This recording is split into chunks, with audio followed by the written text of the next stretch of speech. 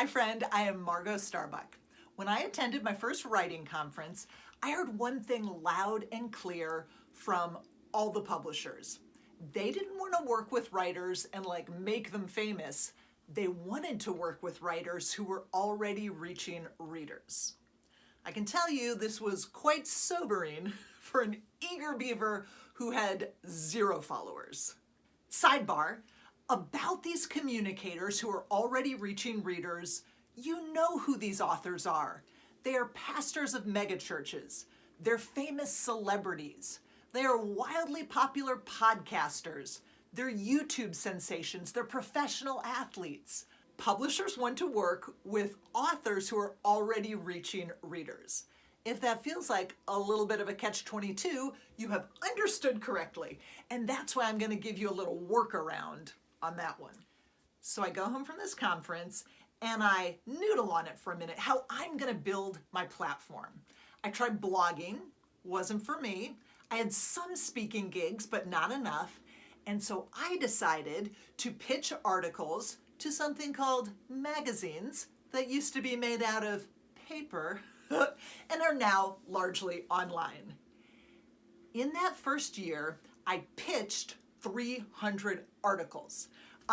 Doesn't mean I wrote 300 articles, doesn't even mean there were 300 unique pitches. When I received a rejection from one place, I tweaked my pitch and I sent it on to the next place.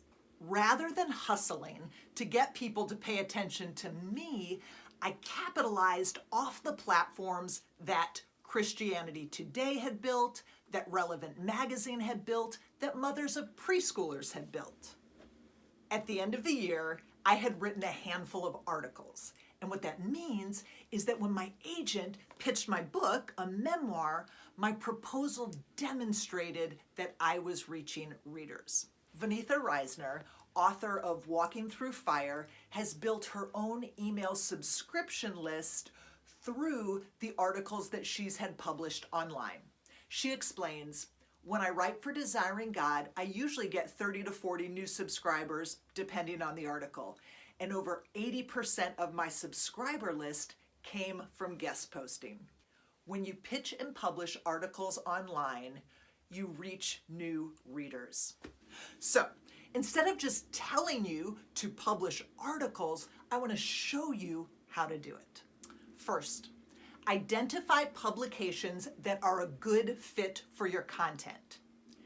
If you don't yet have a large platform or many published pieces, I'm going to suggest that your first pitch isn't to People Magazine or the New York Times. Start small. And this is the workaround that I mentioned about publishers needing to work with writers who are already reaching readers. Smaller outlets can give you a chance to get your foot in the door. Does your church network have a denominational publication? Or do you work with an organization that publishes online content? Once you can demonstrate you've had a few little publications, you make it easier for other publishers to say yes. To identify the publications that will be a good fit to receive your work, ask yourself, what am I reading? What is my target reader reading? And what are the publications that will be a good fit, a good match for the content or the message that I'm sharing?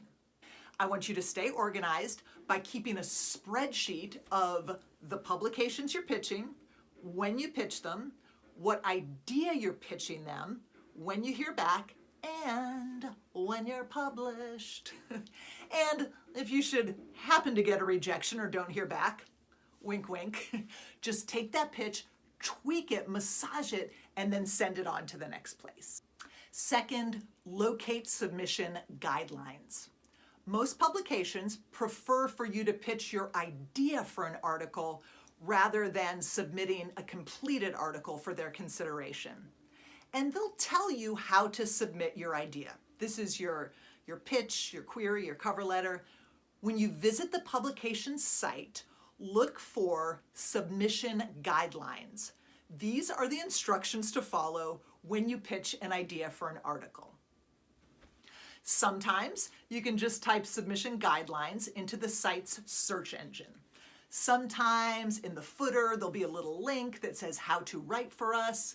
And if all else fails, Google name of publication and submission guidelines. These guidelines are going to tell you how to pitch, what you need to offer them. Don't give them more, don't give them less. Follow directions.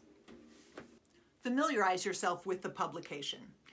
Get to know each publication you're querying to make sure your content is a good fit for their audience.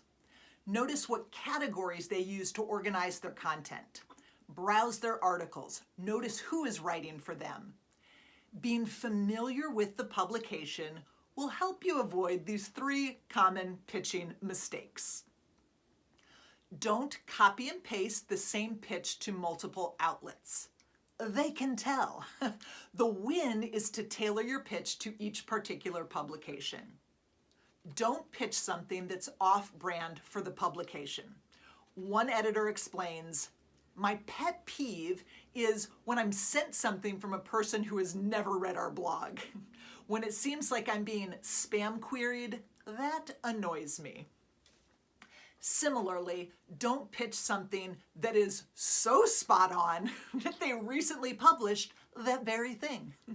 Kate Shellnut, an editor at Christianity Today, says, "It's remarkable how often I have to tell writers, 'Great idea.' In fact, it's really similar to what we said on this topic yesterday."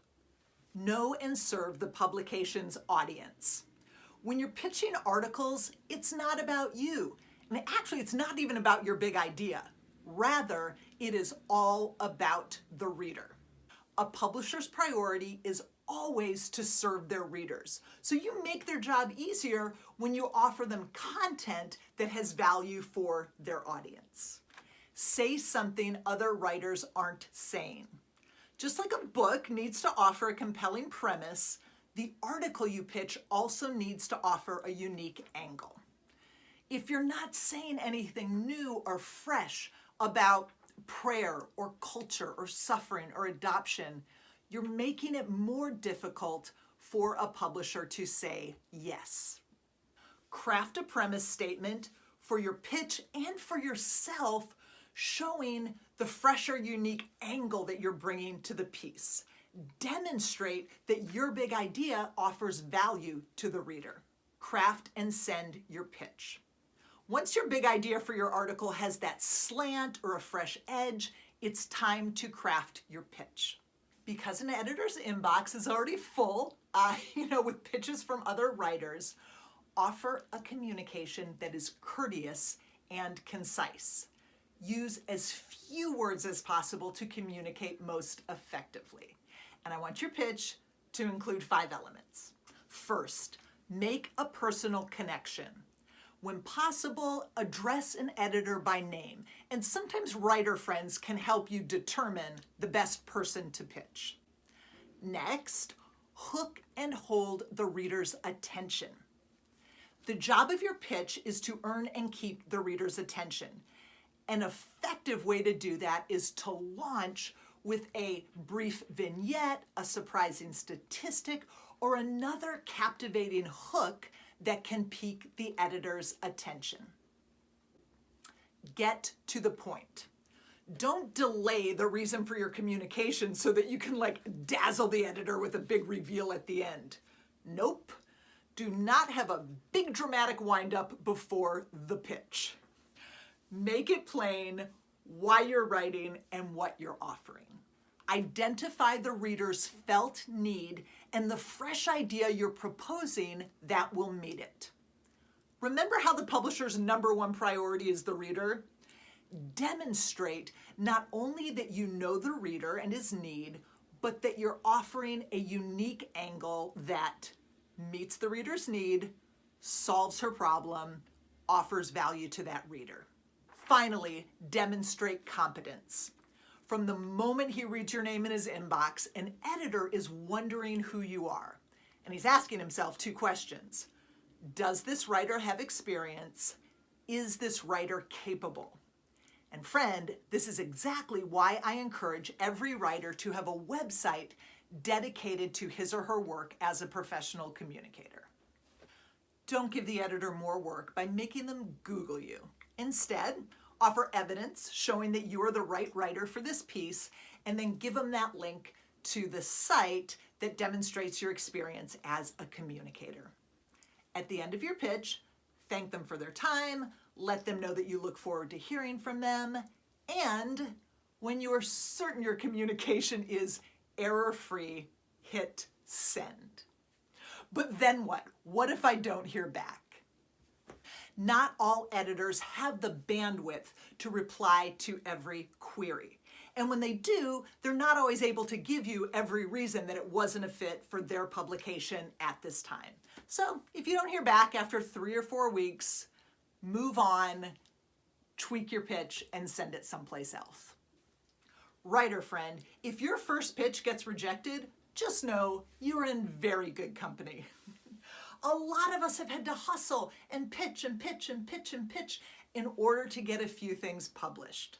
But what I want you to hear is that it's worth it, because when your writing appears in an online or a print publication, you reach new readers, you reach more readers, you gain experience, and you demonstrate your competence.